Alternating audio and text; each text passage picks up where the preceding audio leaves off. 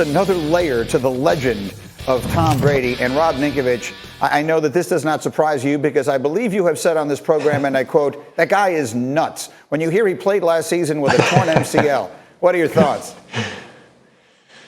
Yeah, I mean, look, he's tapped. I mean, here, this is one thing I would say. He is, number one, very tough. So don't question Tom's toughness. He's a very tough guy. And I know Bart has played against him, so he can understand this. Sometimes you can hit Tom, you can, get on top of Tom, drop weight on Tom, and he almost like enjoys it. It's super weird. So, it doesn't surprise me that he would fight through injury through the whole season. But on the flip side of that, I'm just going to say this.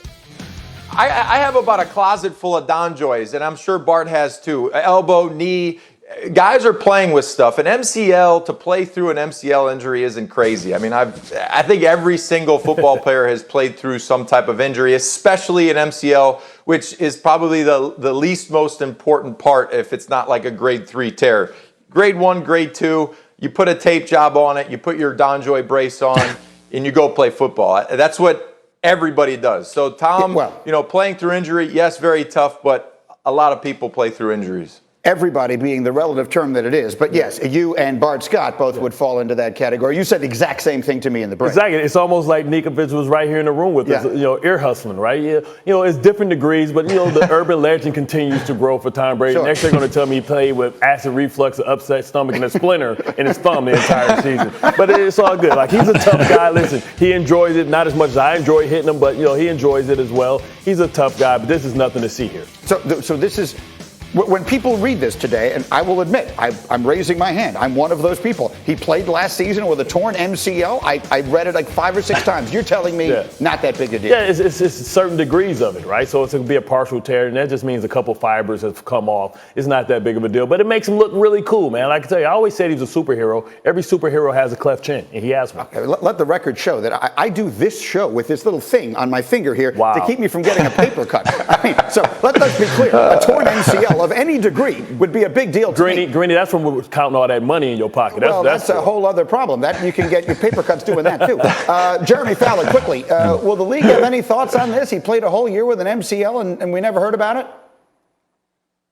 Greeny, no thoughts yet because this wasn't a legendary story inside Tampa Bay's locker room. Tom Brady did not advertise this at all. I spoke to some sources who said all we knew is that Brady was going to get surgery after the season. So this wasn't something that he talked about. He begrudgingly took veteran days off during the year. So they knew he could function and be fine during the season, and he's been moving really well this offseason ever since. All right, we'll see. He should be healthier. He should be more comfortable. They've brought back absolutely everyone. That team could be awfully dangerous with a 44-year-old quarterback coming up next season. Meanwhile, other news from yesterday, Aaron Judge of the New York Yankees was among 6 Yankees players who tested positive for COVID-19 yesterday. That forced the postponement of their game against the Red Sox. It left other players on the American League All-Star team undergoing testing to ensure they didn't also contract the virus. So that was yesterday. This is Robert Stanberry only III. Buster, what should we expect to happen today?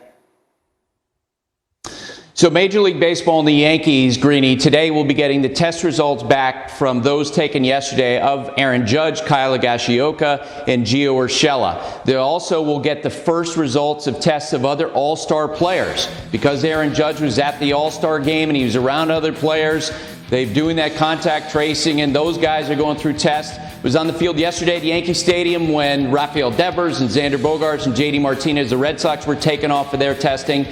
And with that information, Major League Baseball will have a fuller context of exactly what the situation is with the Yankees and maybe the Red Sox, and they'll make a decision about whether or not they'll play today's game and the rest of the series. All right, so all that feels very much like it hangs in the balance at the moment. In the meantime, as we sit 2 weeks away from the trade deadline, Buster, how would you describe what is at stake for the Yankees right now? It's remarkable to think that as Brian Cashman, their general manager Aaron Boone were driving home last night, they were going to be potentially, in all probability, without their best player for most of the next 2 weeks. Aaron Judge, guy had 21 homers, 375 on base percentage.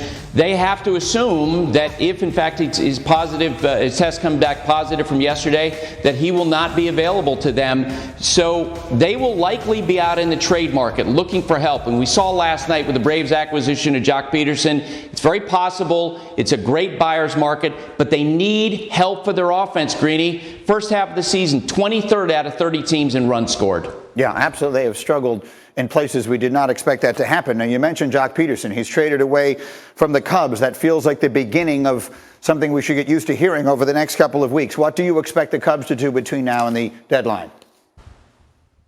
By the time we get to the deadline, the heroes of that 2016 team will likely be traded. Anthony Rizzo, Chris Bryant, Javier Baez. This is going to be a mass sell-off by the Cubs as they begin to turn over this team. And look, the Cubs are a buffet table for any contending team. And that's why other clubs are calling them to ask not only about those players, but the likes of Craig Kimbrell, their closer. You're going to see mass change, and you're going to see guys who were October heroes just 5 years ago wearing other uniforms the day after the All-Star trade deadline. Yeah, in many cases, 5 years feels like a long time. In this case, it feels like just yesterday. And so, you know, Buster, I remember we were talking on the radio at the time when they were winning that World Series. This was the beginning of a dynasty. That's the way it felt with all this extraordinarily young talent. If indeed they do ship all these guys off now, what's the right way to remember this era of Cubs baseball? Greeny, I don't think the joy of that 2016 championship will ever go away for Cubs fans. You know that. You're married to a Cubs fan.